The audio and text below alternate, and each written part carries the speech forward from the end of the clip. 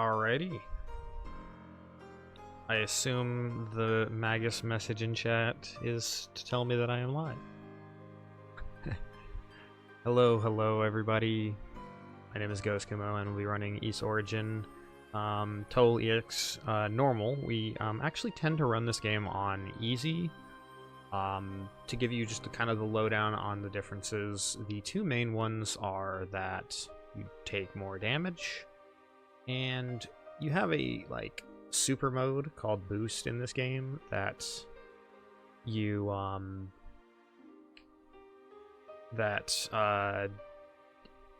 the meter resets to 0 in bosses on difficulties higher than easy. So most everything else is about the same. We'll go ahead and get started here in just a second. I'll have about 2.5 minutes to introduce the run a little bit more, because there's a long opening cutscene, but we'll go ahead and get started. When I say go, we'll start. 3, 2, 1, go. So, as said, this is East Origin. The category is Toal EX, which is extra mode. To unlock this, you have to beat the game as all 3 characters, do a whole bunch of stuff in the game's bonus mode to unlock the EX modes of every character. And for Toal, our 3rd character, the main thing that it grants you is additional properties on your magic. For his wind magic, it gives off this little flare that stays in place wherever he uses it. And that does the same thing for all plot-required actions that require fire magic. So we just skip getting fire magic. Saves about 8 minutes on easy. It saves a lot less on Toal EX, but it saves a net amount in exchange for making the run a lot harder. So despite it being quasi-New Game Plus, it's actually a harder run than regular Toal. Anyways, to give you a brief bit of the story here, this is, as mentioned, the 3rd and final character of the game. He is a warrior named Toal, who, prior to the events of this game, his master was slain in a battle with a bunch of monsters, and these bad guys here by the name of the Darklings, who are basically using this power in what is called the Tower of Dharm to pull forth the floating continent of Ys, which is where the series gets its name, despite it having not been mentioned in the series much since Ys 2. But basically is just trying to get this bad guy here is trying. His name is Dallas, and he's got this brigade of villains here. We got this sorceress who's going to be joining us here at the base of the tower. Her name is Zava, and together they're looking for the 2 goddesses, Rhea and Fina, who are important characters in East 1. They have possession of the Black Pearl, and they're trying to keep it out of harm's way because it is the dark, powerful MacGuffin that grants just all kinds of dark magical power. Toal, being formerly a good guy, is actually siding with the bad guys here, but it's mostly in a seek for power as he tries to power himself up at the expense of his humanity. Anyway, we're gonna take these enemies out here. Then I'm gonna do some lunges to try and clip out of the boundary here, and sadly it didn't work. If you get out of bounds there, things change a little bit. For anyone of you who has played this game before, you might notice this background theme is slightly wrong. I have heard Tower of the Shadow of Death so many times across several versions of Ys, as this tower reappears quite often in the series. So the version of this theme song that I am playing plays in the jukebox of The Legend of Heroes Trails to Azure, which is not in this marathon, but there are 4 Trails games that are. I just happen to like this version, so I changed it up for this kind of jazzy version that I really like. Anyways, so Toal is just kind of a chaotic neutral for this game. He's trying to seek out power in exchange for his humanity, so he's not really, he's kind of on the bad guy's side, but they don't trust him at all. Despite him, because he was a former hero. Anyways, I'm spamming lunge. I understand that this makes a bit of an annoying sound effect. I promise we'll replace it later.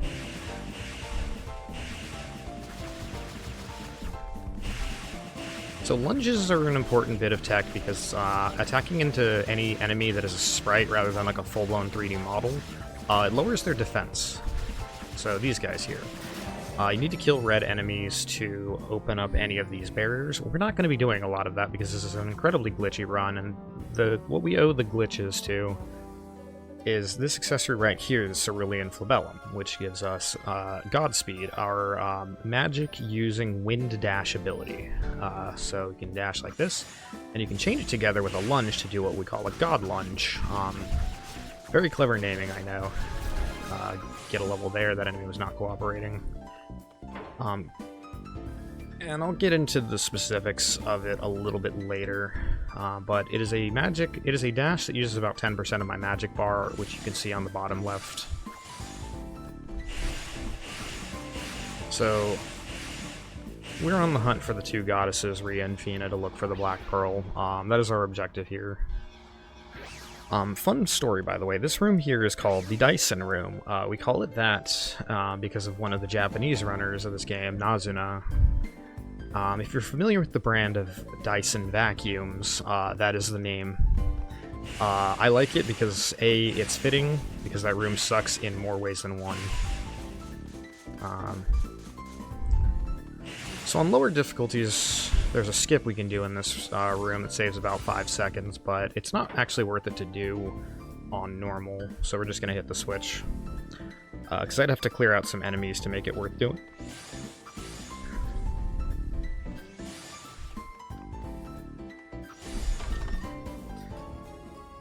So 2 important things to keep in mind about Godspeed. Number 1, during the animation of Godspeed, there's like a frame or so where your hitbox is just really janky, so you can do stuff like this.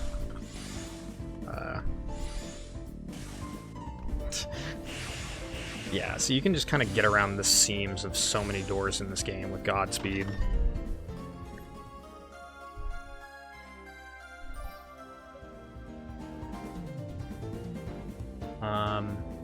Losing my train of thought. The second thing to keep in mind, sort of, as an extension of that, is that when you use lunge into Godspeed, it carries the momentum even further, and so basically your character kind of blinks, and like, I guess for a frame, it's like checking for his hit detection. This is the running theory for it. But it checks for his hitbox, and you can get around so many things angling it, usually at about a 45-degree angle. I'm playing on mouse and keyboard, so sometimes I use cursor for it, other times I just switch over to the arrow keys.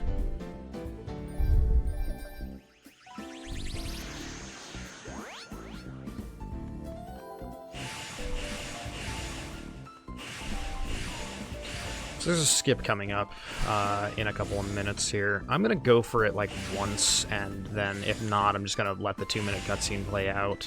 I haven't done that in a while, but I've had absolutely atrocious time with it, and unlike in easy runs, there's a chance of dying if I try too many times. So these bats here are the worst. They only take 1 damage from normal hits. It goes up a little bit, but I'm only level 2, and these enemies, how quickly I kill them is based on how they rise up, because jump attacks actually do more damage than ground attacks. I don't know why this is, but there are a lot of things about this game I don't know, despite having almost 1,000 hours total playing it. Alright, that was very cooperative bats. So, Toal unlocks his boost mode here. He turns purple, and he can now avoid the enemies trying to suck him up in the Dyson Room, which we'll be going into next. While you're in boost, this is an ability you can unlock. There's a gauge on the bottom left that shows how much meter I have. While in boost, all of my attacks are different, and I take half damage, which is probably the most important thing. So I'm going to try this once, see if we get it. If not, I'm just going to play the cutscene. I hate doing this, but unfortunately I've had very bad luck with this today.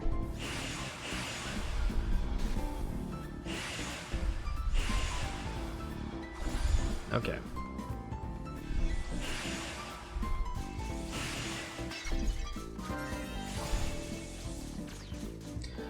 Oh, it's unfortunate, so we're going to lose 2 minutes here, but it's better than dying and losing 4.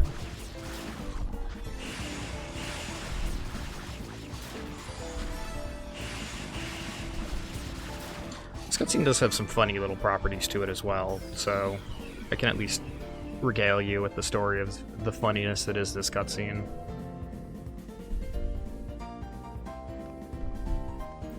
So this game was made in 2006, or released in 2006 originally. When it was ported to PC, or when it was ported to, was localized, I should say, they added the option for 16:9 to fit it into modern monitors. So you're going to see on the far right, a second Toal sprite is going to appear. This was normally meant to be off-screen for the 4:3 resolution version of this game. When this game is in 16:9, they don't stretch it, they expand the camera view, basically. So there's some fun little oddball quirks about it.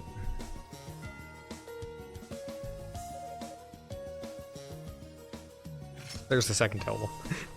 Anyways, this is Unica. She's one of the other 3 playable characters.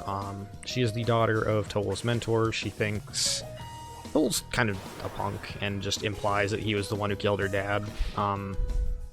He wasn't, though he kind of thought he was.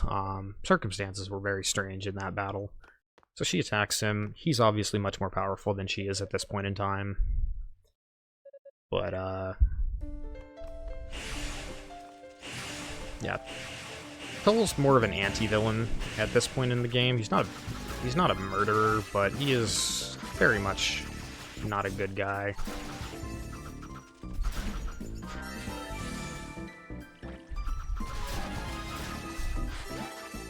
So I've run this game for this channel many times in the 9 years that I've been running it, but normal is definitely a lot scarier than easy, which I've usually run it on. So we're picking these boots up. This is pretty standard for difficulties higher than easy, because the boss in the first boss of the next area is the most infamous boss amongst runners in this entire game. By the way, something I haven't really mentioned. Toal normally has like a 5-hit attacking combo. You can repeat this infinitely by mashing left click and attack, and it repeats the same hit of the combo in what we call combo canceling. So I'm trying to do some God Lunge to get past this barrier here and avoid having to kill these bats. So 1, and then... Yep. Clip straight into the boss arena, not killing the red bats to clear the barrier, and not getting the key to open the door, which we would have had to fight another boss elsewhere in the dungeon in order to get. Or we could have... You can actually skip past this barrier. It's just a really complicated trick, and very precise, and one that I don't feel comfortable doing in a marathon. Mainly because I've barely ever got it myself, even in practice. It would skip over the boss and get me this ring, as well as the key to the door, which we don't need the key to the door because we can clip through it anyway, and it's faster to do so. The ring that the boss has as a reward gives us 3 strength, which is huge in this game's damage formula, but at the expense of 3 defense, which we cannot afford to lose in this category.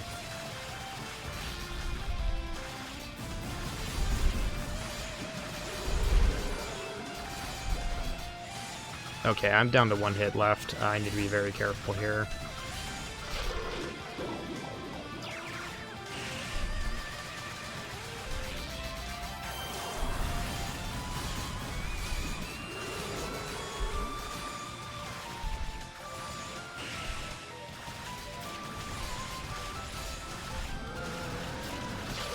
Okay, that was really close, but we succeeded.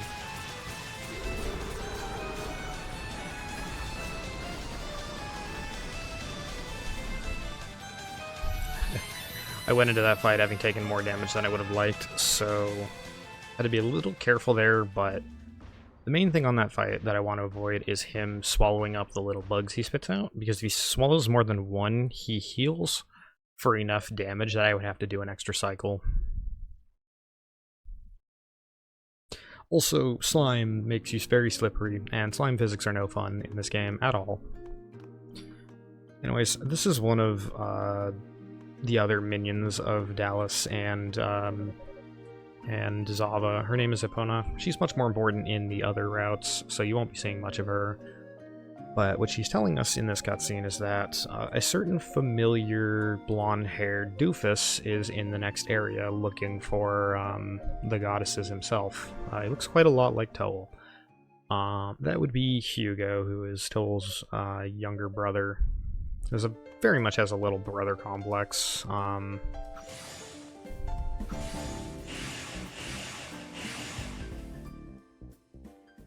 Dallas with an E. So here's a bunch of cutscenes. Pretty much every chapter, I guess you could call it. They're not called chapters, but you can compartmentalize them as chapters. After each one, there will be a cutscene, usually Toal flashing back on his life before he turned into a demon. Most of these characters are a lot more important in the other characters' routes. But the main thing you come to see with Toal is that he had sort of a kind of fling with one of the two goddesses, Rhea. And so you'll see her in quite a few of these cutscenes. Anyways, so his idiot little brother has kind of a complex about a bunch of things. And we're gonna have to go take him out.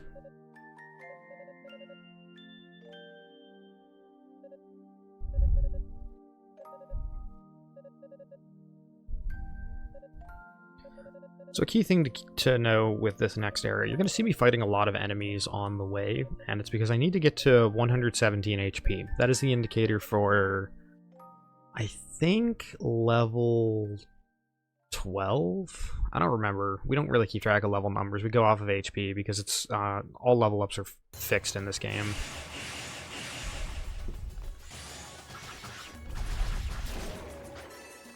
So we're gonna do a little skip here, kill this enemy.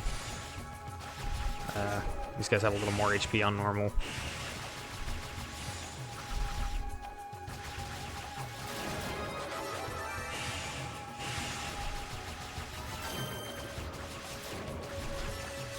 Go for one more of these guys.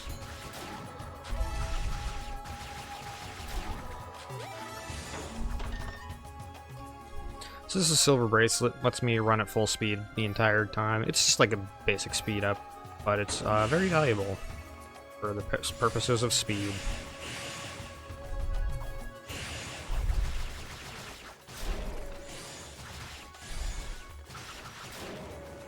Once again, jump attacks doing a lot of work here.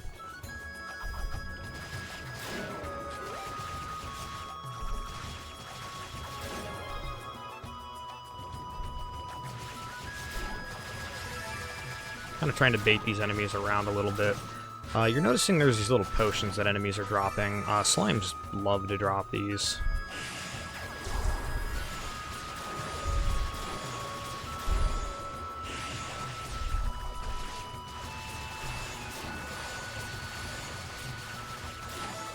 That was not what I meant to do there. I had let go of the mouse to try and lock on to enemies, because that's kind of how it does it.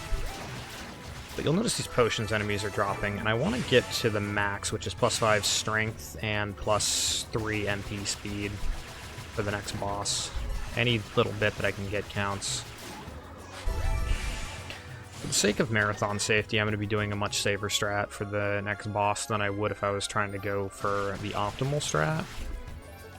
Grabbing a little bit of armor here for some added defense. So the benefits of this MP up, or MP and attack speed up, are not as pronounced for marathon purposes, but they still help. Anything to not have to retry on this boss, because this boss can be a doozy.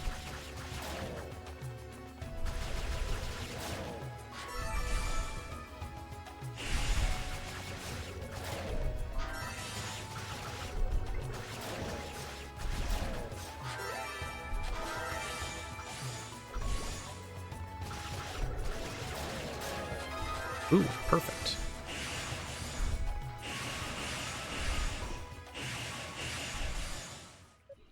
Alrighty, so here's Hugo 1, the worst boss of this game's speedrun on every category that isn't easy because there's a quick kill strat thanks to how boost works. To give you an idea of how annoying this fight is, the world record holder for this game, Harumaki, who is a beast at this game, I have heard him say about 12 words in English. 3 of them are swear words, 1 of them is the word meme, and those 4 all have to do with this particular boss fight. Anyways, I'm going to focus here. We're going to try to get some defense downs with some lunges, avoid his shields, and not get killed by his laser.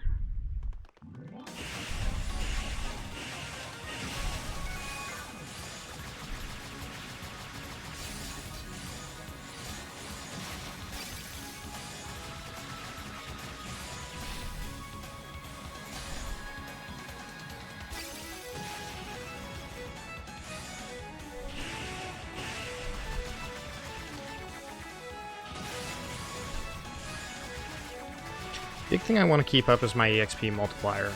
Thing to keep in mind in this game, every time you do an attack that connects, your EXP multiplier goes up by 1% up to a maximum of 99 additional percent. And on bosses like this is a huge difference for future routing, because it saves me so much time on grinding. Alright, so this is big. He hit me with heavy, which makes it so I can't jump very high, but I can do low to the ground jump attacks for a few seconds, which do a lot of damage.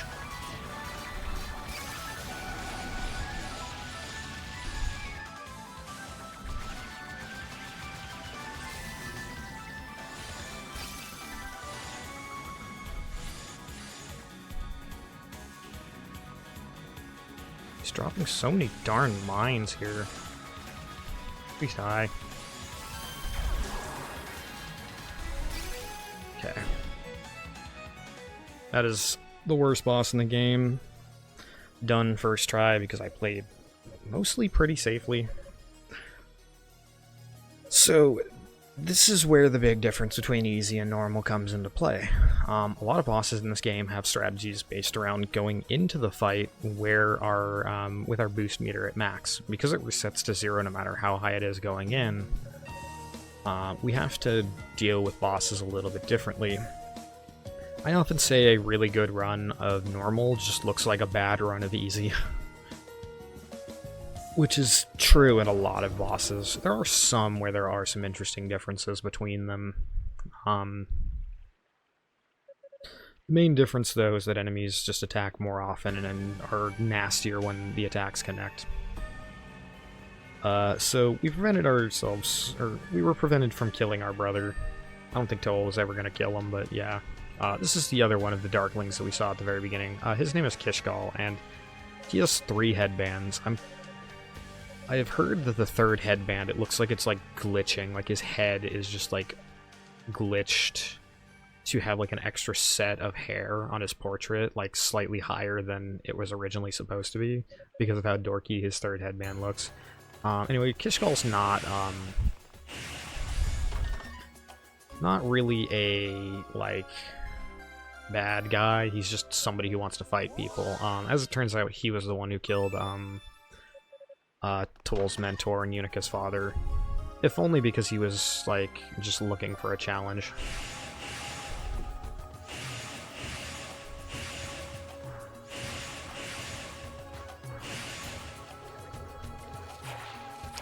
Whoops.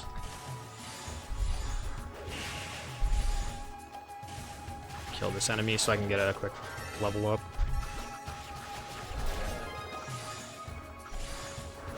And then one little bit I haven't touched on. So I'm getting this emerald. It upgrades my Godspeed so that I can do a charge, which is slightly faster. It's not very far out of the way, so it's still worth it to get. But a thing to keep in mind, make sure I don't drown, a thing to keep in mind is if you're actually let go of movement, which is the, in my case, mouse 1, Godspeed actually shoots farther and faster, but the trade-off is that when you Godspeed without pointing the cursor, he locks onto the nearest enemy, so I can't use it everywhere, but it is faster in some places, like this coming area. So I can glitch through this gate here if these enemies cooperate. There we go. So if I let go of the cursor there, I get more distance and speed on my lunge. I can't do it here. Another thing you'll see me do that I haven't talked about is what we call wall running. Whenever Toal is brushing up on anything on his right side of his model, he accelerates, and all forms of movement are increased. Movement speed of running, jump height goes up, fall speed goes up, and jumping speed goes up as well. So you fall faster as well. So which is why you see me spinning around here, is because I'm trying to get any bits of brushing up against the wall that I can to increase my momentum. It does add up quite a bit, and it's necessary for some skips later on. So here we're going to get the next type of magic, which is the 11 Strike Hammer, which gives us the Thunder magic. For anyone wondering about why the item get jingle sounds like Metroid's, that was intentional. Back in 1987, when Yuzo Koshiro, at like age 19, composed the very first Ys game, he played the original Metroid, and he liked the item get jingle so much that he made a very similar one, which ironically sounds more similar, like, sounded less similar then than it does now, because they slightly changed the way it goes in Super Metroid. So, but they've been going with the same item get sound for 37 years at this point, so it's always going to be there. This purple barrier can be skipped, but it is not actually all that viable to do so. It's a really peculiar trick, and you still need to get the 11 Strike Hammer, so it saves a little bit of time if you can get it first try, but it's so difficult that nobody goes for it.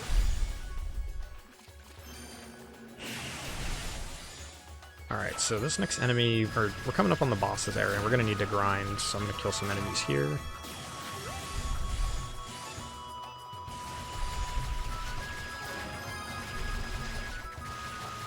Do a bunch of combo cancels and just buzzsaw my way through these nerds.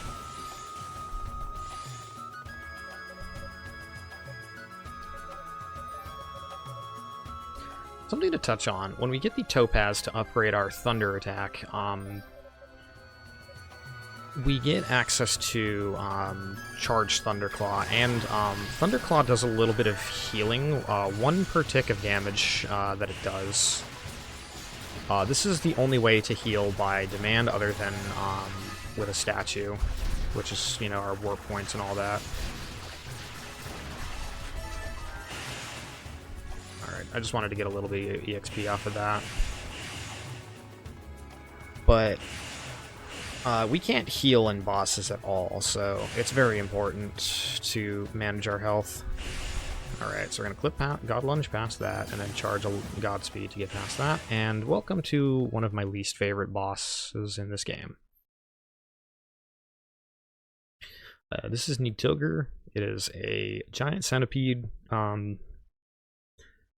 likes to shoot thunder, it gets progressively more annoying, and he likes to spin, which unfortunately it is exceedingly difficult to get this fight without him ever spinning, especially if I'm going with marathon strats. Normally what you want to do, if you're going for like world record attempts, is intentionally take damage so that your boost meter will refill faster. And you want to boost so that your Charged Thunderclaw has a bigger radius and you can take out more of his spikes. To beat this guy, I need to take out all of the spikes off of his back, and then attack his head a few times. I'm gonna die. Well, I might have to do this fight again. Actually, I'm just gonna take the death on purpose. It's kind of lame, but there's so many ways to take incidental damage in this fight, so I'll just try this again.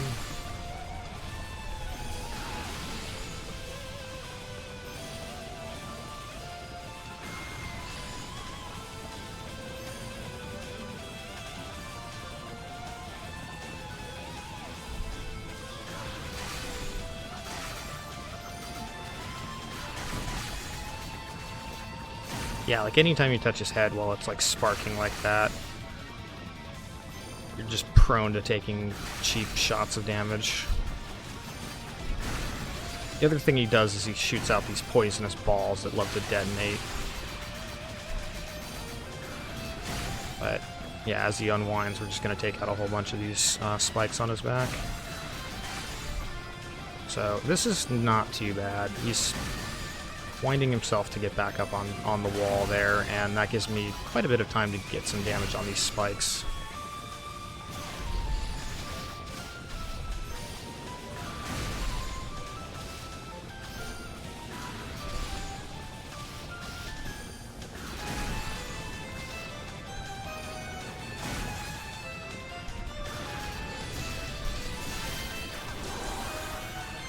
Did I miss a spike somewhere? I think I missed a spike on his back somewhere. I missed two. That's really tragic.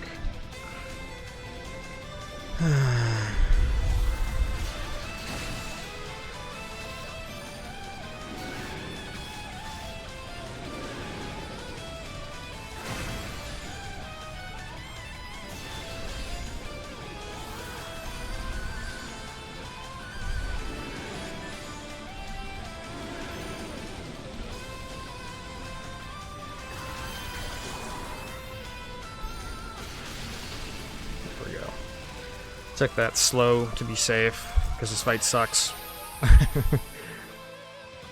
But you gotta do what you gotta do sometimes.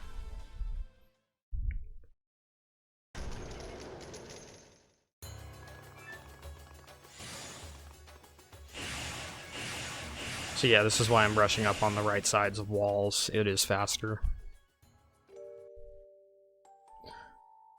So, Darm Tower is a 25-floor dungeon that the entire story of this game takes place in. Each stratum, I guess you could call them, is like 4 or 5 floors. The first one was the entrance, the second one is the flooded prison, and now this third one is called Guilty Fire. It is the lava portion of the dungeon. So despite how condensed this game's setting is, you do get quite a bit of variety of locales. Anyways, this whole cutscene is just one of Toal talking to Rhea and just having a bit of a personal heart-to-heart about, you know, their role in life and everything.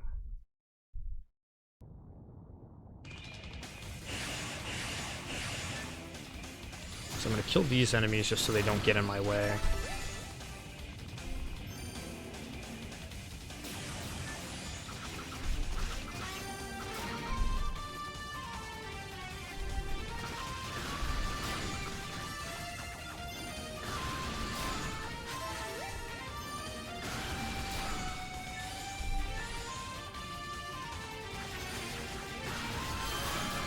I'm trying to get a little bit of extra safety from getting a level here, but although I will need to grind for this section, there's a much better spot to do it than just, you know, getting it along the way.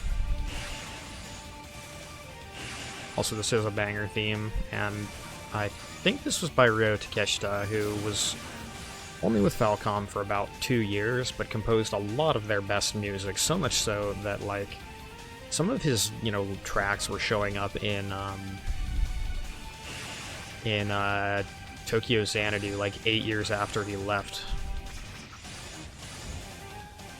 So here we're seeing that I can use wind magic to light torches. Normally you need fire magic to do this in regular Toal, but that would involve approximately 7 minutes of cutscenes and 1 minute of boss fight. And the boss fight is free. Like, literally, there is no reason you should take any damage in that fight. For reasons that I'll explain later, because we're going to use the same trick to make that happen in a later fight.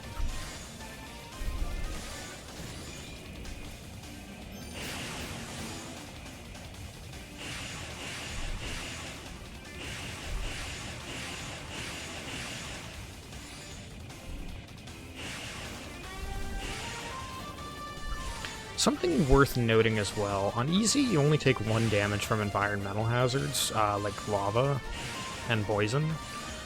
You take like triple in this difficulty. Or no, yeah, you take 3 damage from lava and poison. I think you take about the same amount of damage here in the Devil's Corridor. This room is being plagued with like a poisonous sound that saps the life out of you, because it's like magic.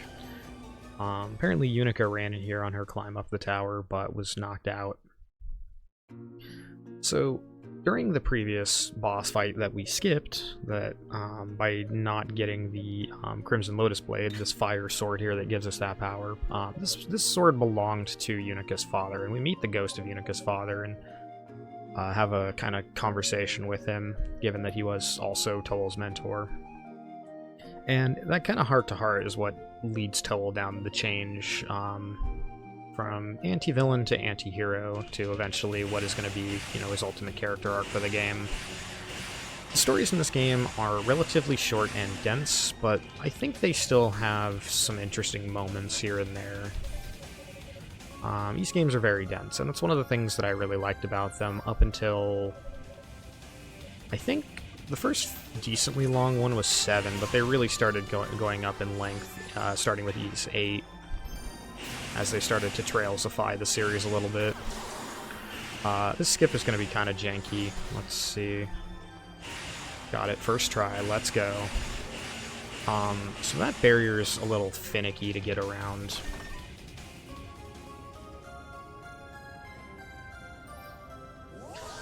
If you mess up your angle on it, you'll clip through the floor. There's no out of bounds in this game. If you get out of bounds, the game just ejects you. So you really want to get that clip correct, or you just lose a bunch of time. Alright, so we're coming up near the end of the Guilty Fire portion of the run, given we skipped like a big part of it.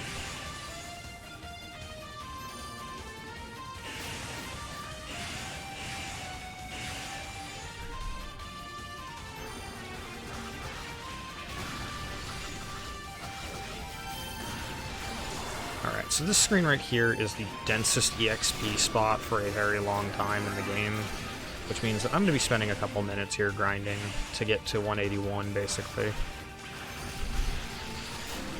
So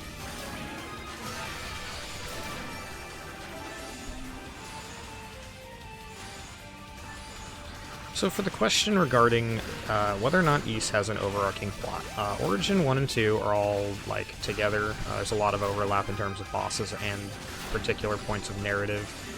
After that, they're all told out of order. There's a lot of references to previous games in later ones, but they're fairly independent.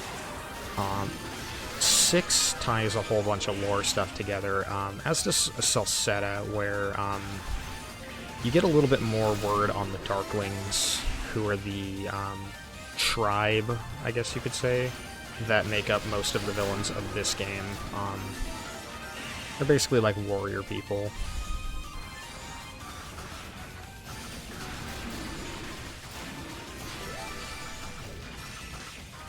But the games tend to be fairly independent on their own contributions to lore. I'm going to kill one more of these enemies.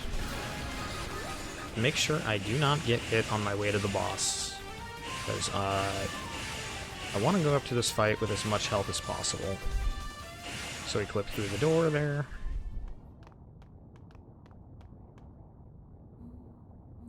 Yeah, there's a lot of little bits of lore that tie all the games together, but their main stories are pretty independent.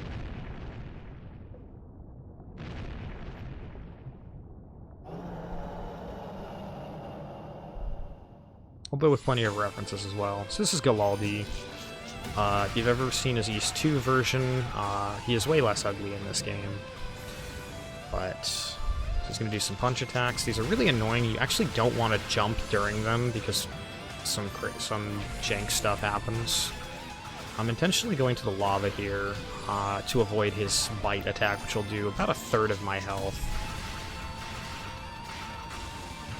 You can actually 3-cycle this fight on lower difficulties with the power of the Inferno, which is your fire magic, but since we're playing Toal EX, we don't have Inferno magic.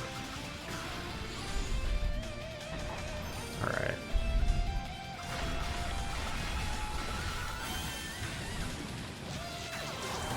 Gonna boost here. And then jump in the lava for a second. Alright, and once again he's going to slam his fist down. I'm going to attack him to get the damage on that, because that skips a cycle if I do that. Alright, so I'm going to take it safe here. There we go. That fight is one of the easier ones if you... like, one of the easier, more methodical fights in the game, but,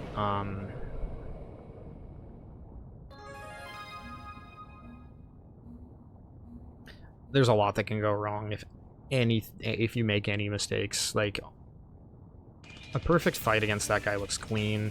A fight with even one mistake looks like a total crap show.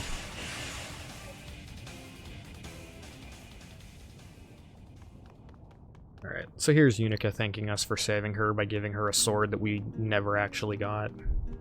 And her saying, hey, you're not such a bad guy after all. Kind of her acknowledging that Toal probably wasn't the one who killed her father.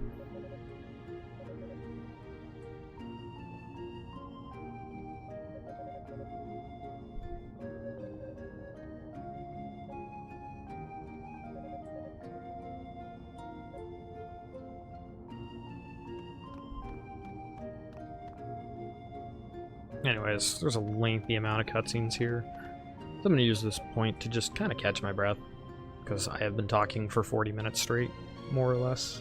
And then some, because there was the intro.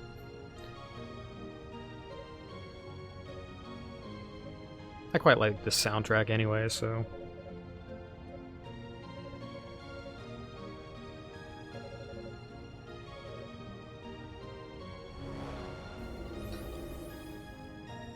Anyways, this scene here Toal's just kind of like, I'm not a good guy, but I might as well see this through to the end.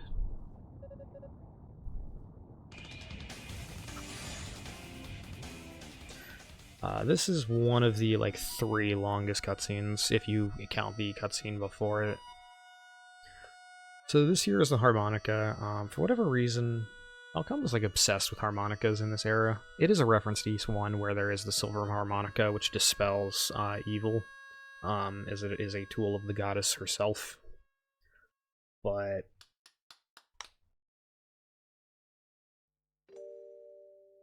for whatever reason, they were really into harmonicas at this time. If you've ever played Trails in the Sky, first or second chapter, I would assume you played first. I assume you played first chapter if you played second chapter. But yeah, there's a whole thing about a harmonica in those games as well. The theme that they're playing on the harmonica is known in the soundtrack as just Fina's theme. Although it is Rhea playing the harmonica. This shows up in East 1, East 2, and East Origin, but doesn't show up that often in the other games. Now, one of the peculiar things is the game over sound has changed throughout the series, but East 10, as kind of an homage to East 1 and 2, has the East 1, 2, and Origin game over theme, which I thought was an interesting bit. That game came out about 2 weeks ago, and I've been playing that on my own stream. I have not beaten it yet, but it is interesting to see this series keep going. I'm looking forward to the speed run for it for sure, because spoilers, there's already some jank, as there is with every game in this series besides SNES 2 for some reason. Go figure, the SNES game is one of the hardest to break. So I'm going to do some kind of weird movement here, and it's to manipulate enemies in a particular direction. And then I'm going to jump and do a charge Godspeed here to get past this barrier.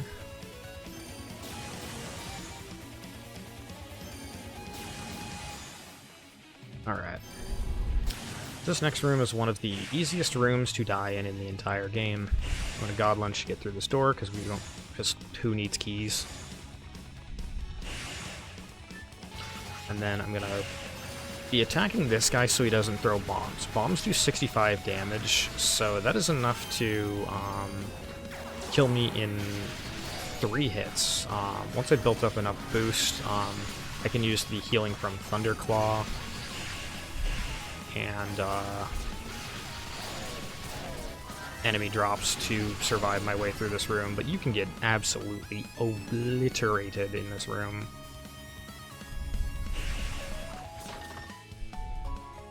The gold bracelet here is just what we need for the double jump. It's the only reason we're in this room.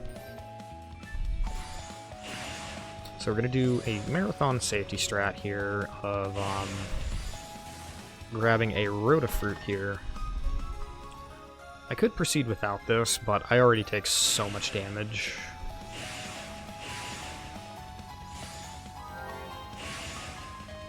And what we're going to do is feed an optional Roo over here.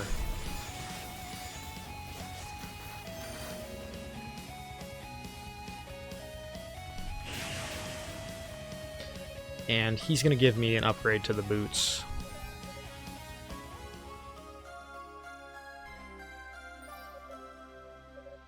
So these are stage 4 boots after we've been going with stage 1 for a while. Any tick of defense in this game is very big for damage mitigation, as well as any tick of armor for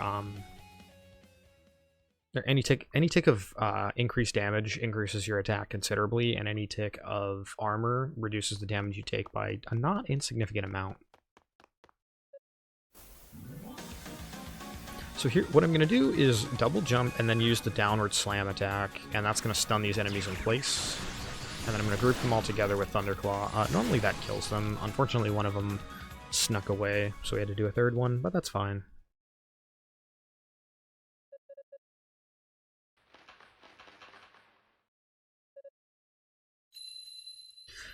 So we are running this on the PC. It is quite a bit faster to run this game on console, but it's also a lot more jank and much less consistent in my experience, because you don't have mouse and keyboard. The perk to it is that you have the ability to fast forward through cutscenes, though, which unfortunately we don't have in this version of the game. I don't mind the cutscenes too much because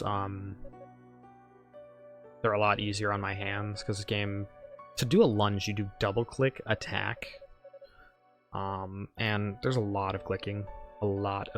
It can start to wear on my fingers.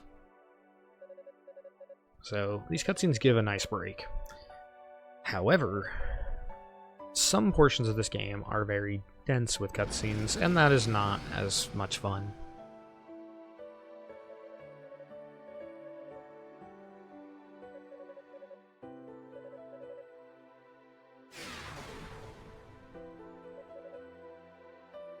Yeah, it is really funny that they added a boat section to East 10. I have some issues with it, but I'm also playing on Inferno, where it is, like, you get 2-shot.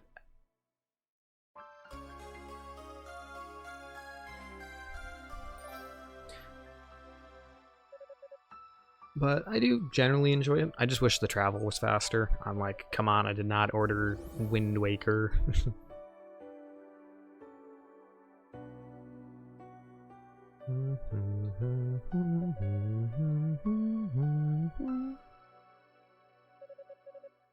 So she gave us this silver chimes, which lets us finish undead creatures. There's a chance we'll equip it, but it's not really necessary to beat the game.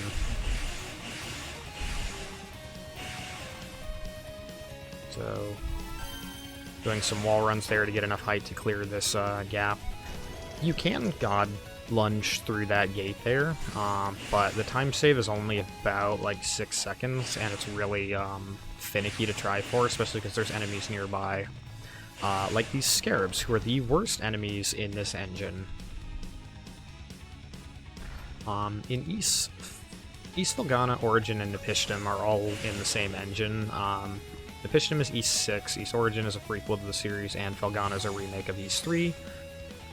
I think all 3 of them. I know Felghana does, but they have these like scarab enemies, and you have very little iframes in this game, so those guys can just combo you to death.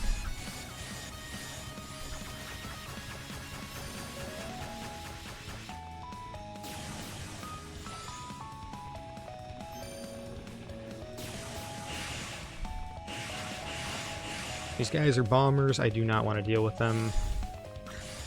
So we're supposed to go up and to the right to the what's called Rado's Annex, which is where we would do a whole bunch of cutscenes, but that's slow, so we're just going to skip that and save like 5 minutes by clipping through that door.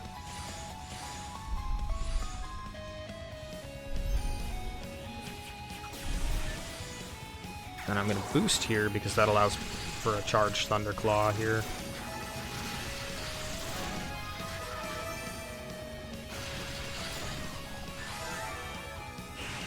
Now, this clip right here is a corner clip. Any, like, inward-pointing corners, you can actually God lunge and clip right through them because of the way that their seams are set up, as long as there's something on the other side. So you can't get out of bounds, but you can clip through them to get to later portions. I'm going to try a skip here, we'll see if I can do it. It makes this room a whole lot less frustrating. Oh wow, I got smacked by the spikes there.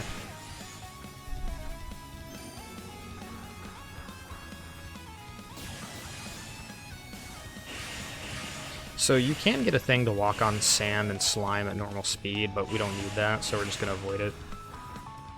This guy can do 130 damage, so we are not going to bother fighting him. And we're going to clip through this door, and... Whoops. Use wall running, and you can actually jump over the trigger to start that fight.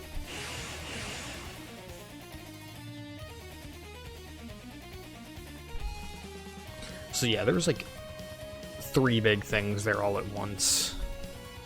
We skip the thing that allows us to walk on slippery surfaces. I don't know why there's slippery sand, don't question it. This game needed ice physics somewhere.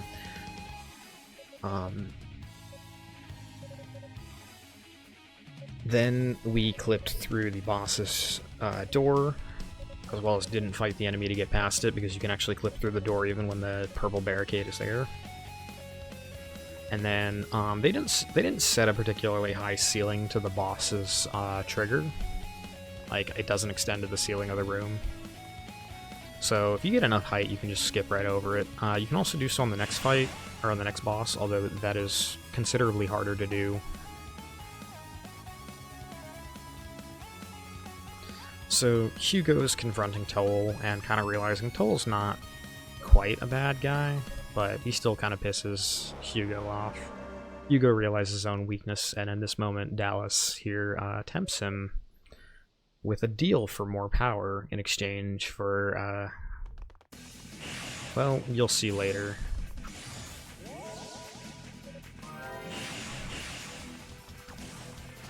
Because again, Dallas does not trust Toal at all.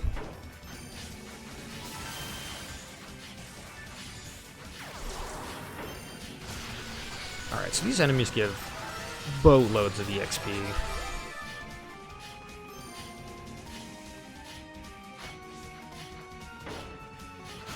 So we're gonna boost here to get a whole bunch of that EXP.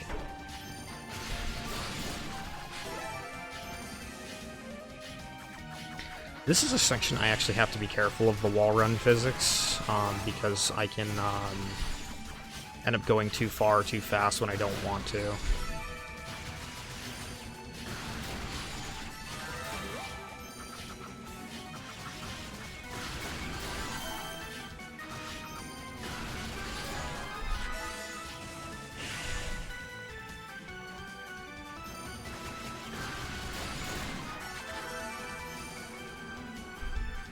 Alright, so there's a skip I can do to jump over this wall here, but it is quite finicky.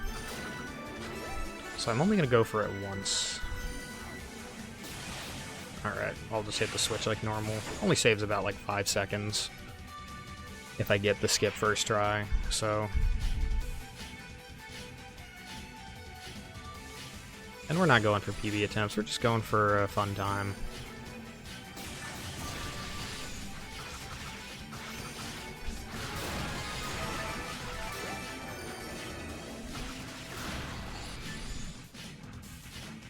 This area is one of the worst in the entire game. Like, I do not have much armor, and I even grabbed a backup to make sure I could survive this part.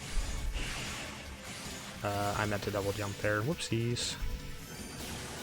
These enemies are the worst. They are the worst enemies in the entire game. Thank goodness we do not have to fight them on Toal. You have to fight them on Unica in one of the worst rooms in the game in that category speedrun.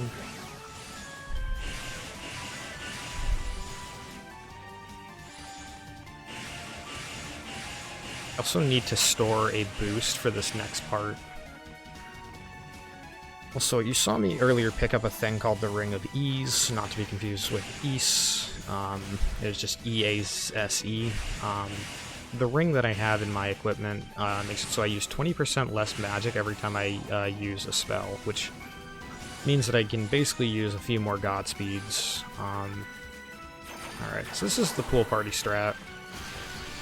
What we're going to do is lure these enemies into the toxic water. We can't do a lot of damage, but we can keep them in the toxic pool, which does a lot of damage for us.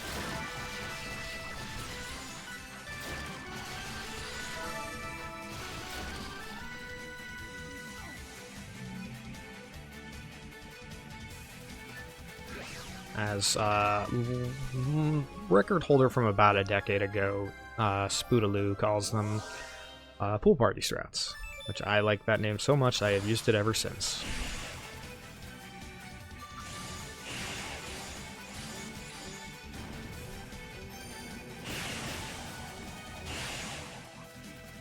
Those enemies can hurt really bad, so I'd like to not get hit here. That was scary. I was like, I almost messed up my bearings there.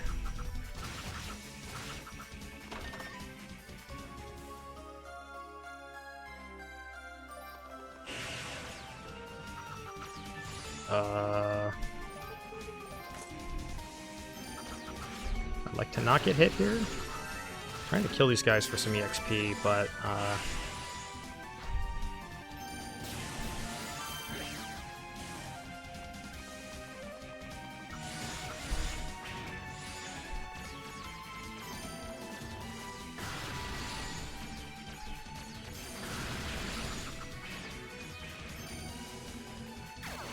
I'd like to not boost here, but I kind of needed that level up or I was going to die in one more hit.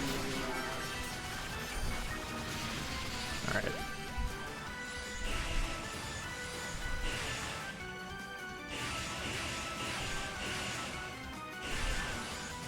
Is Spoody still around?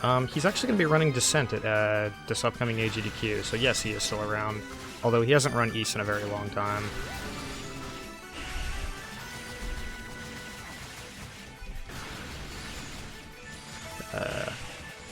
I am fighting these guys like I'm on a different EXP route.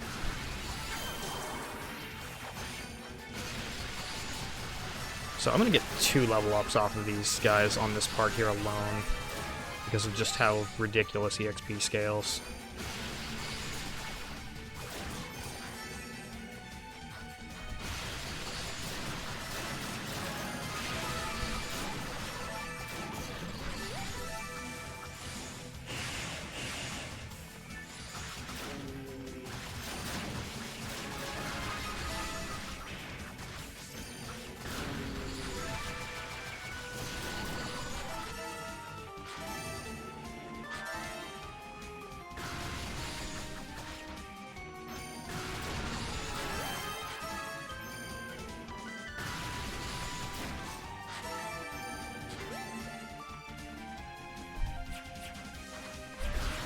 Ideally, I'd like to hoard these enemies together.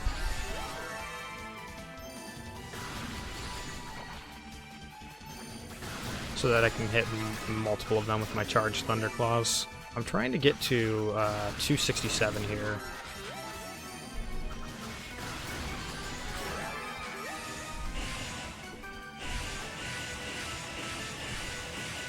So since I have 3 times magic regen here, I can just spam God Lunge all day. Don't have to worry about these guys, just skip through this barrier. Alright, worst boss in the game time. Let's see if we can actually get a marathon run of me skipping him. Very precise jump here. Nope. I timed the jump too early and didn't get enough height. This fight is awful. That is all. Without this fight is not too bad on normal Toal with Inferno, but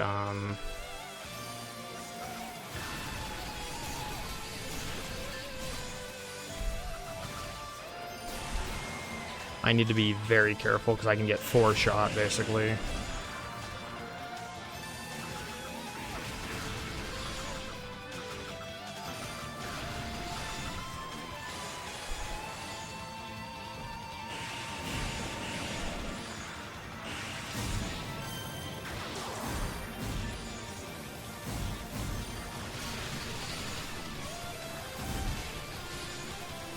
Yep, I'm just gonna take the death.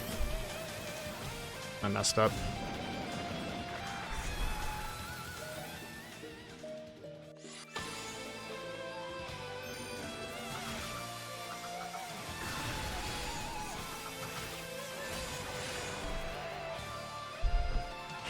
This fight is a nuisance, but not the worst thing to have to fight. It's about like a 2-minute time loss.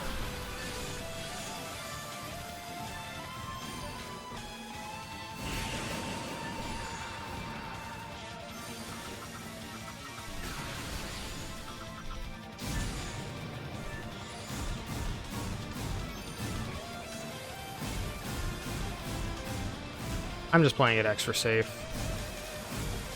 just to not have to worry too much about this guy.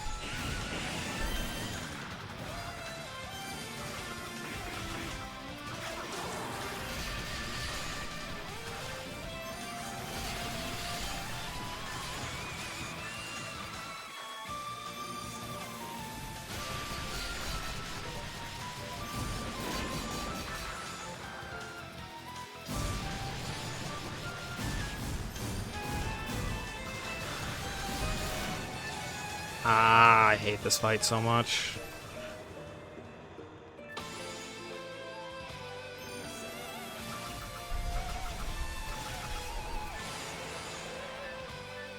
Apologies, this run was going decently fine until now.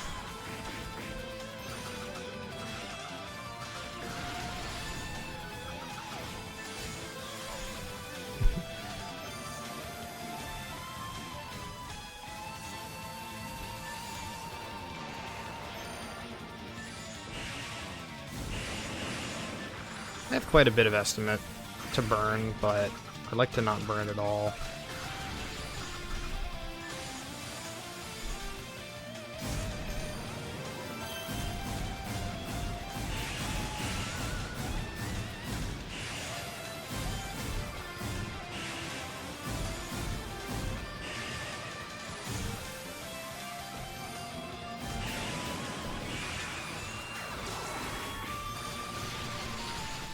Okay, this is what I want to see.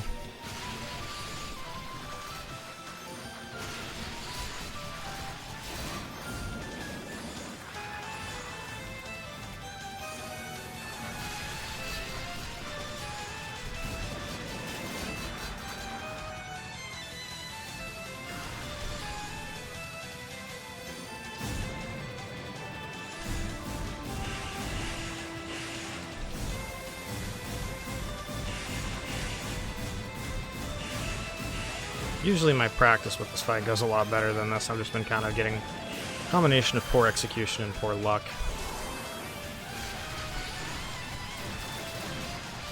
I really want to see him do that attack where he shoots the satellites out of his back. There we go. Alright. So here what I'm doing is manipulating myself to be back at this barricade here, because that's actually closer to where I need to go next.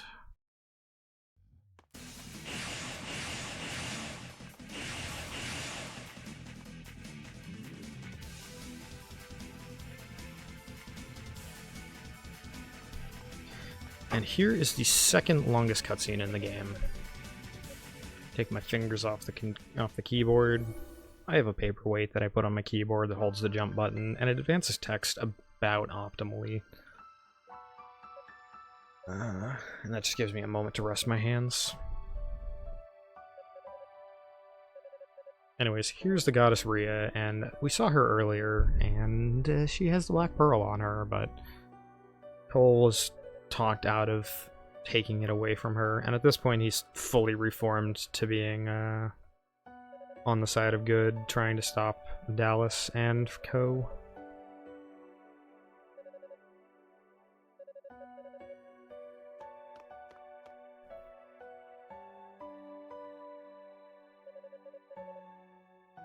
So he offers to her to go with him and end this whole thing, but unfortunately I'm missing my cues of things that happen here. But there we go. Fortunately, we've kept her in place long enough for Dallas, Zava, and our idiot brother to, who is now currently possessed for enhanced magic, to find us and basically take her away. Because teleportation magic is very strong.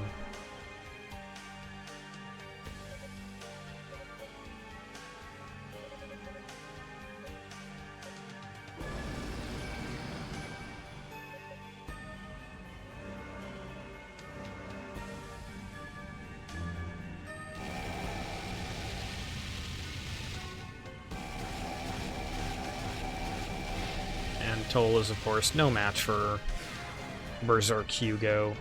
So now our woman is taken away, our idiot brother has been possessed by vengeance.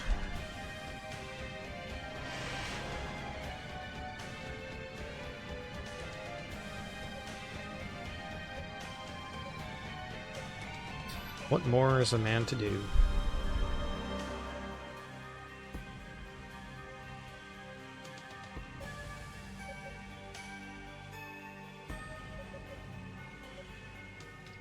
Somebody's asking, where's Adel? He has not been born yet, because this game takes place about 500-600 years before East 1. Very different time.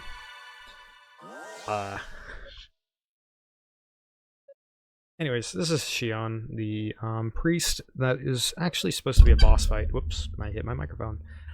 He is a boss fight that we skipped, and he is here to heal us up and bail us out during our worst moment. It also gives us the Lila Shell. I don't know if it has any relation to the one in East 10, but normally the Lila Shell is like your tip guide in the other two character story. It's just you go to it if it's like you need a pointer on what to do next.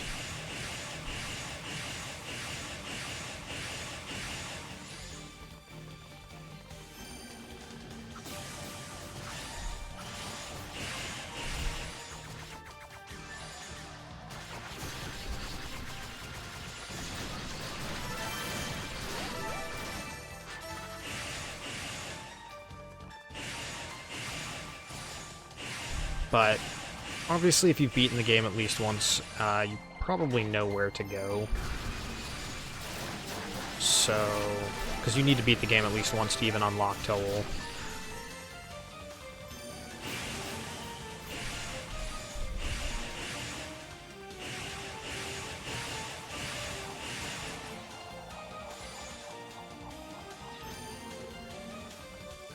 The angle on these jumps is a little weird.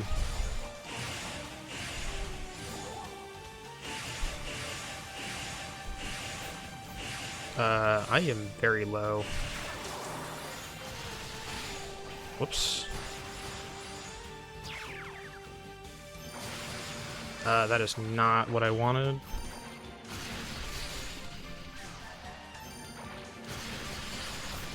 Please die enough to give me XP. Thank you. I did not want to die there. Not worth it.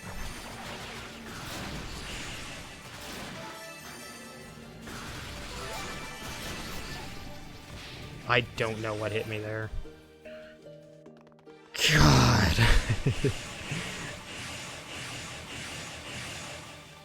Unfortunate.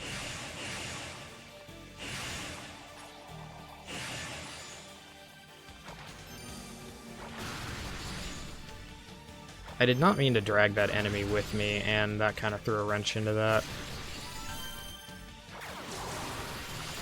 Yeah, we still have tier 2 armor from the beginning of the game, and we just got tier 5 boots. So we have some defense, but not a ton.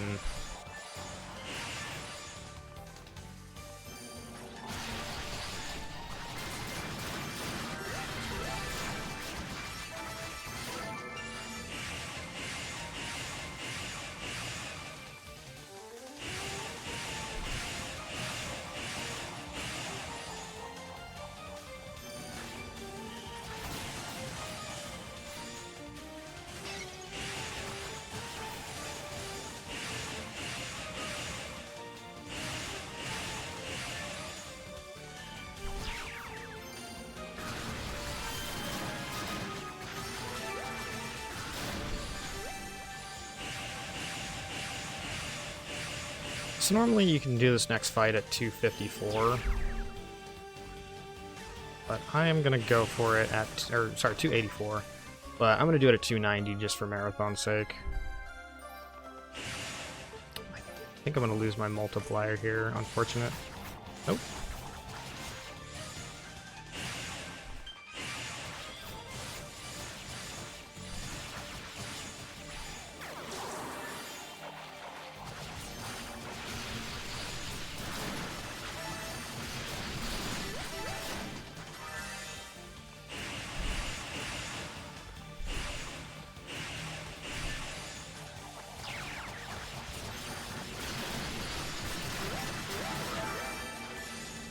One enemy short.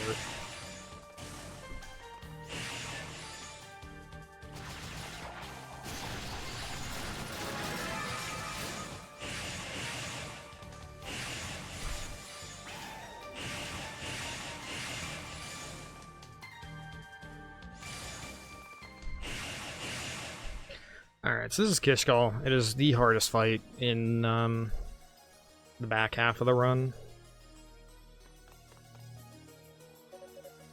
Mainly because the previous two get skipped, the next two have glitches, and the final two aren't particularly difficult. Anyway, so he goes berserk and does his whole demon form as well. Also, that line goes so hard. He basically just says, have you ever seen a waterfall of blood? Or like like a human bloodshed, like spill out like a waterfall. It sounds so edgy, but like it's actually kind of cool, I'm not gonna lie.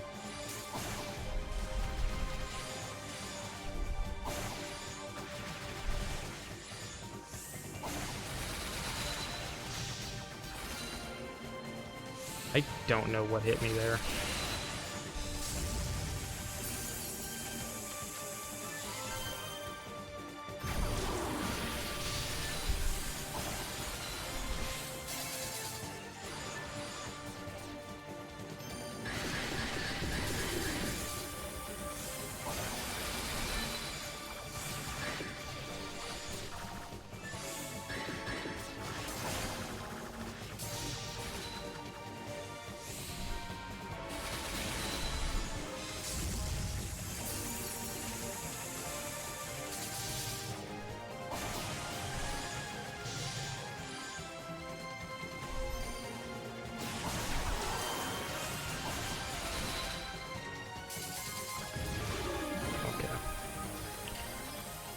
Having to take that one slow, but we did it.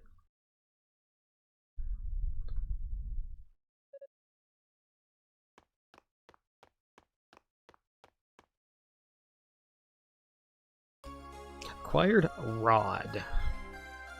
So for those of you who have not played East 1, the Rod, as it is called in that game, is a magical device that allows you to activate warps through mirrors. There is an area that we need to go to that we could not get to yet, involving warping through mirrors. Anyway, Kishkal is like really ticked off because he refuses, or because Toal refuses to finish him off. Because Toal's like, why would I kill you? I don't see the point in finishing you here. Hishgal gets really angry, and of course, as he goes to attack, Unica decides to save the day. So Toal being a good person pays off.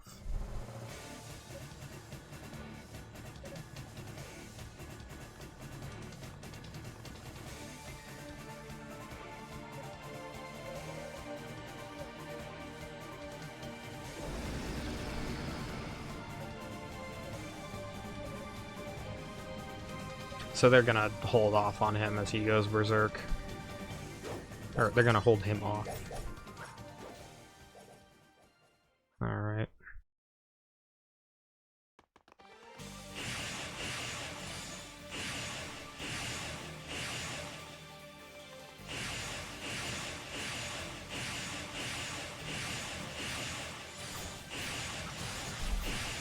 So it was about 5 seconds faster to just run to the mirror area as opposed to warping all the way back and then proceeding.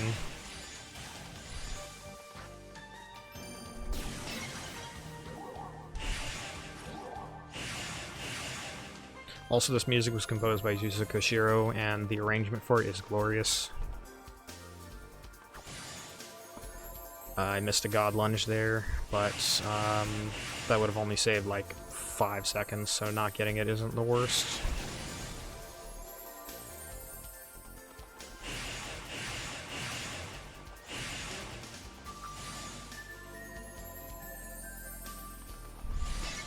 I think Yukihiro Jindo did the arrangement for this.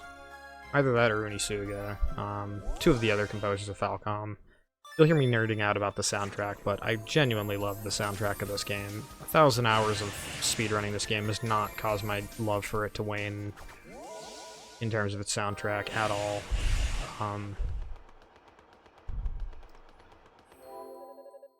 We'll make the marathon run valid.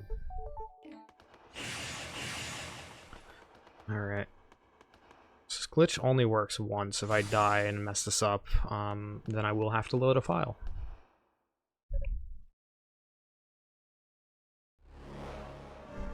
I do have a backup save anyways, but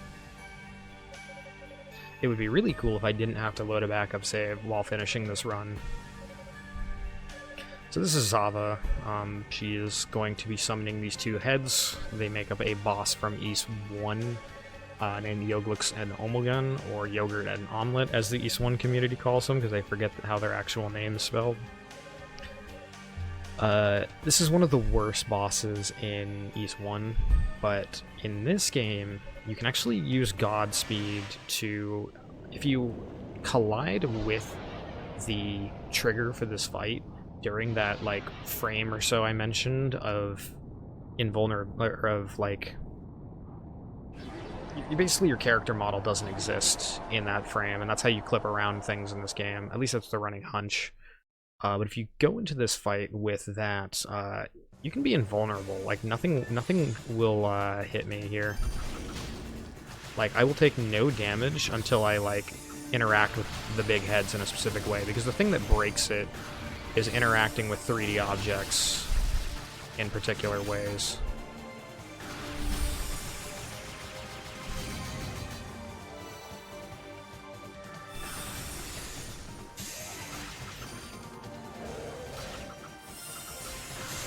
Alright, so it's broken now, but I got it for, like, the difficult part of the fight.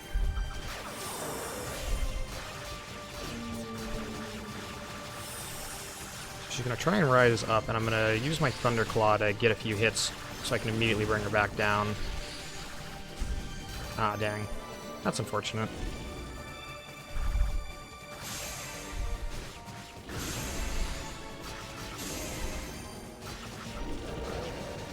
As you can see, I take a lot of damage very quickly in this fight. Okay. Not perfect, but adequate for marathon's sake.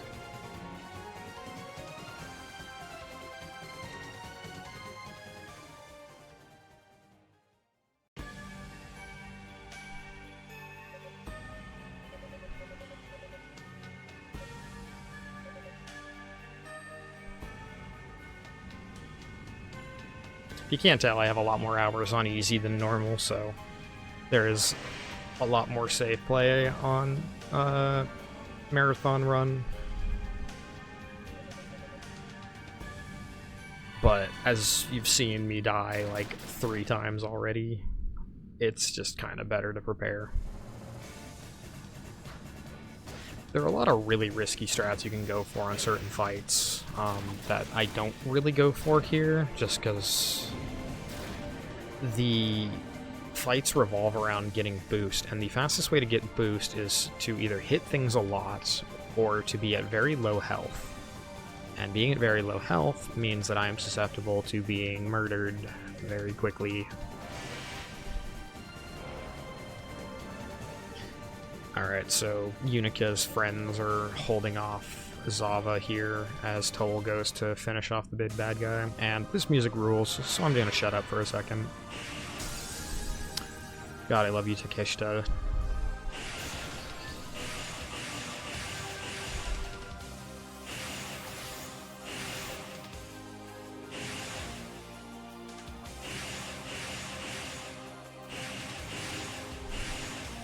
A bit of slime here, see if I can get a super slide at some point. I did not.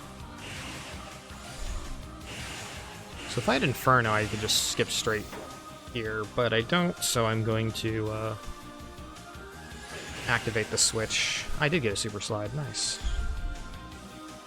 So I can do a variation of wall running on certain slanted corners like that. I don't know why I lost all my momentum there, but I skipped it anyway.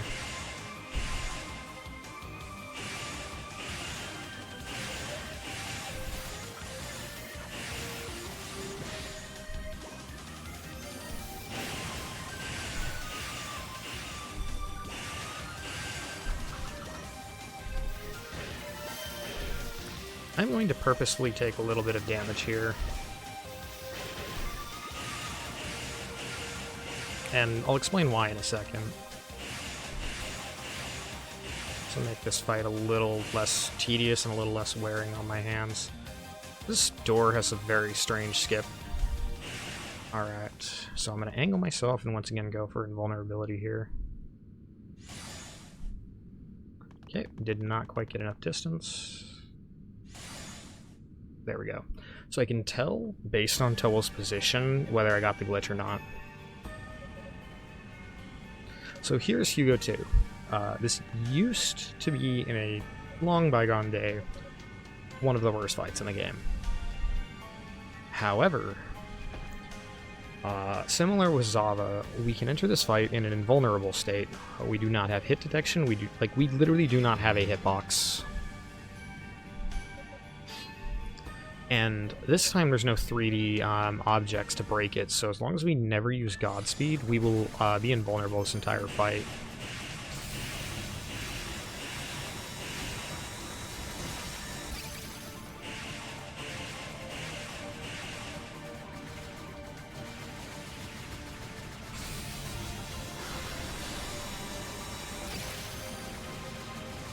And the main reason I got to low HP was to build up boost a lot quicker, because it reset to 0, but it accelerates a lot quicker.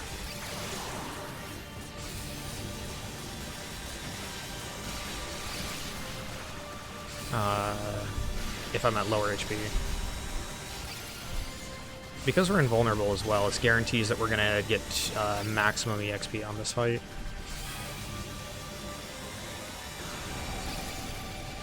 But yeah, he literally can't hurt us.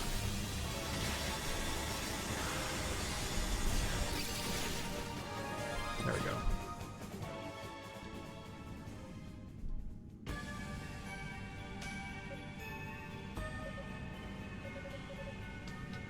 Alright, so we're going to be coming up about on estimate here.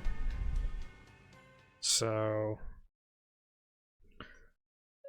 yeah, for having to, you know, fight Pictimos and dying to the Centipede.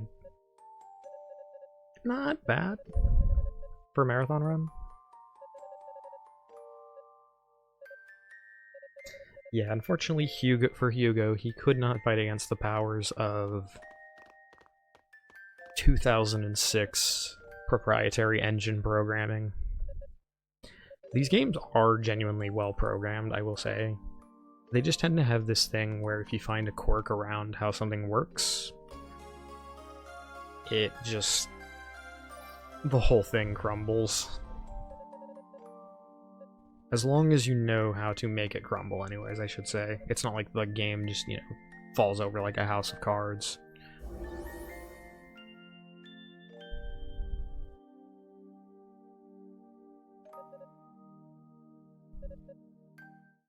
Everything basically works as intended.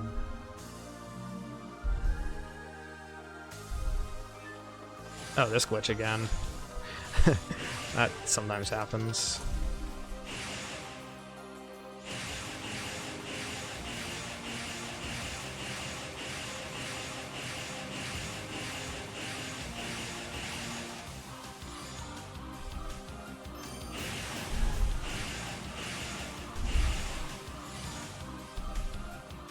Alright, final boss rush time.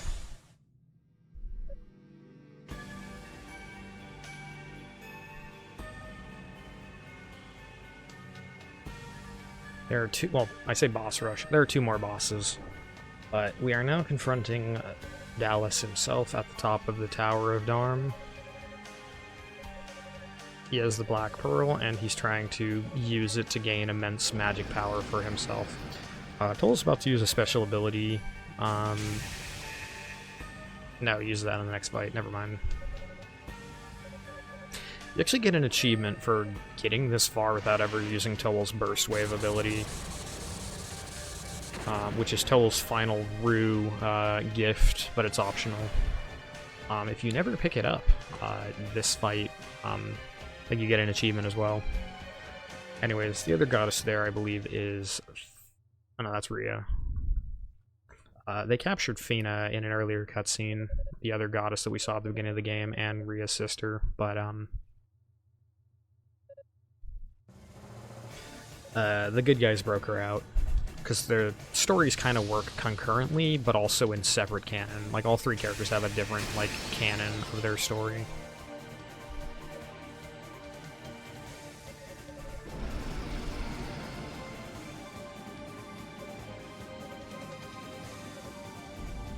Alright, time for Dallas himself.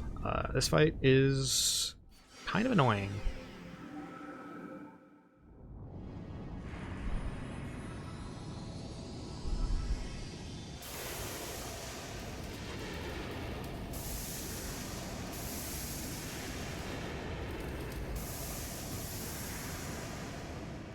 So he has 3 phases here. He's meant to be the final boss of the other 2 characters, but there's another boss after him in this one.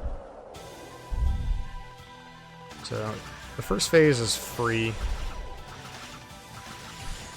We did also pick up the Goddess Ring, which is the Ring of Ease benefit, but it also,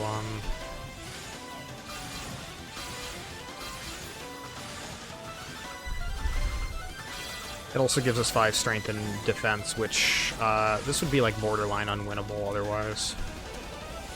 Here, a peculiar thing of the fire pillar that spawns out of using Godspeed is it can actually break Dallas's shield here.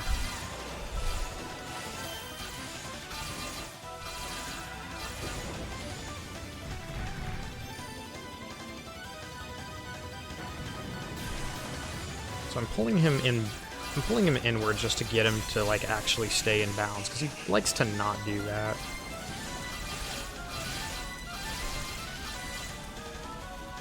Yeah, he just likes to go out of bounds.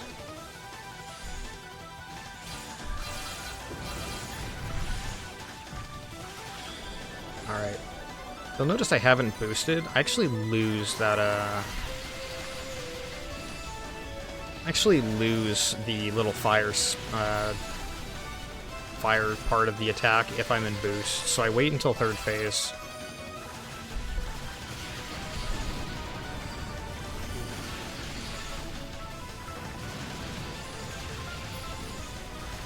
And now he's going to do a super annoying attack, and if I fall into it, I die instantly.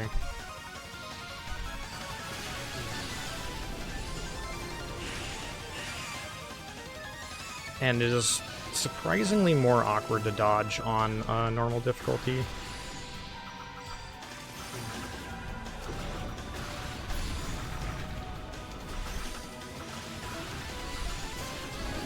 Alright.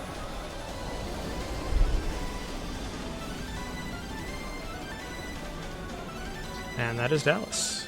Not a very difficult fight. Not a very difficult fight at all, but tricky, and I had to be kind of careful there because I can die on there if I don't manage my health correctly.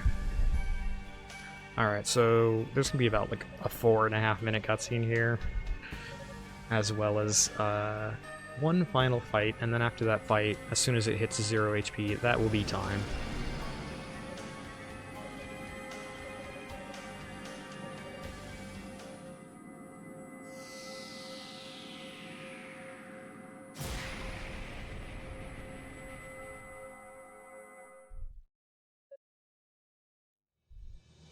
Anyways, as Dallas threatens to unleash his full power on us, he gets impaled with great prejudice from above.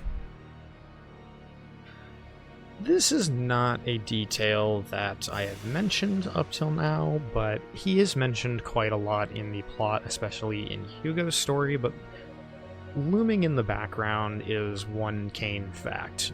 Toal and Hugo's father, and he is in fact the, excuse the pun, he is in fact the final boss of the game, as he has just betrayed Dallas and now seeks the power of the Black Pearl for himself, and will take the form of Darm fact.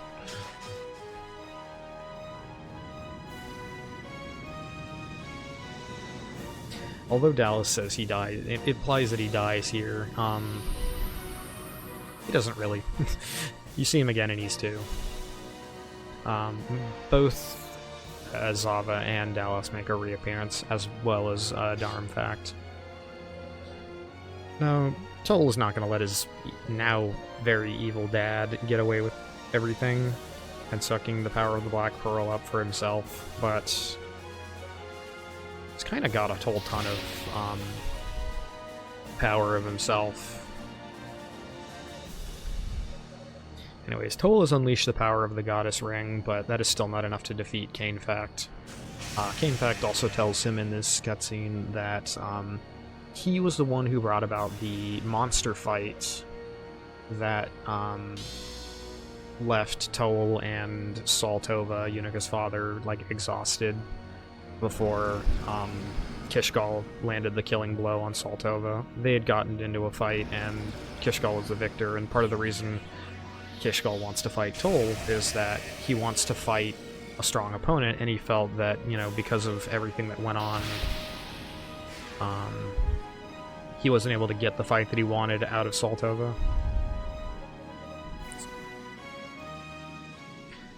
Anyways, he puts Maria back under the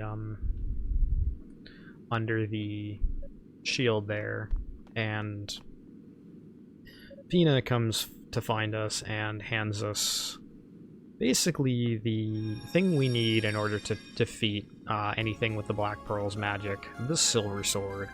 If you played East 1, this is the 4th strongest sword in the game, but its silver properties are enough to defeat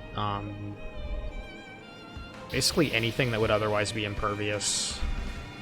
So it's an homage to East 1, but it is a souped-up version of the sword that can shoot spears of light out of it. Also, this music rules.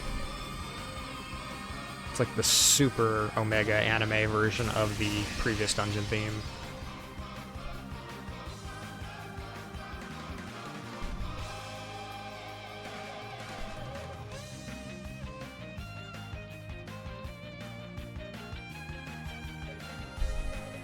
So real quick, I'll take care of, I guess, my shoutouts and stuff here now, since I have a minute. Huge thank you to the East community for all these years of support and finding new stuff. Shoutouts to a lot of the runners for this game who found some cool stuff. Fel Visage, Teleyanis, Spooty, very old school runner by the name of Extreme Board who helped us out in the early days with a lot of the glitches before my time, but I have talked to him, so I get to shout him out. And of course Harumaki and Nazuna, two Japanese runners who are more recent on the scene. Anyways, so this guy has 4 phases and then 1 final bar of health. And I need to attack the Black Pearl, so I'm going to be doing a ton of combo canceling here, and this is because this replenishes my boost meter quickly. Normally in this fight I intentionally go into the ground as this fight reshapes the arena into its various more random next phases, but I'm going to conserve my health here. This phase sucks.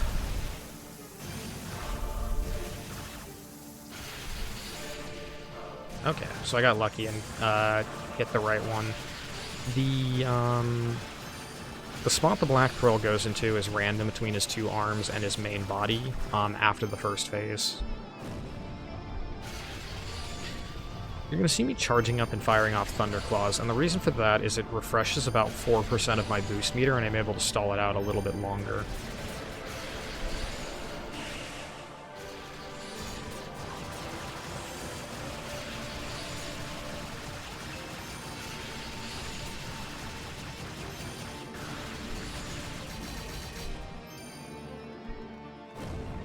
So yeah, normally I'd fall into the pit below, but I'm just trying to conserve health to complete the run. So time is going to be when the screen fades after the final phase, which is the next one. You will see his HP bar hit 0. That does not indicate that the fight is done. I used that a little too early, but whatever.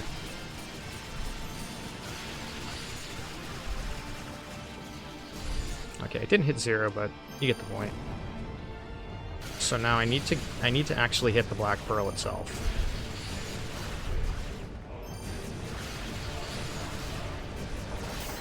And time will be coming up very soon.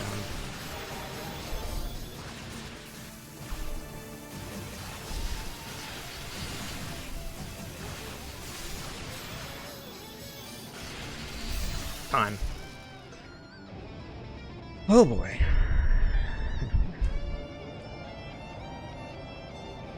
It's a very small bit underestimate.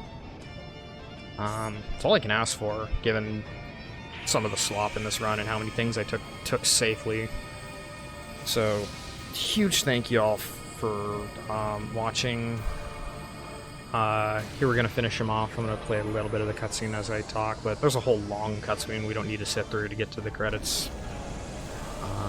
But yeah, shoutouts to the East community, shoutouts to the Trails community and the Falcom speedrunning community in general. We have quite a bit of representation in this marathon, and I believe I'm the only East runner on the schedule, but I'm always proud to carry the torch whenever I can.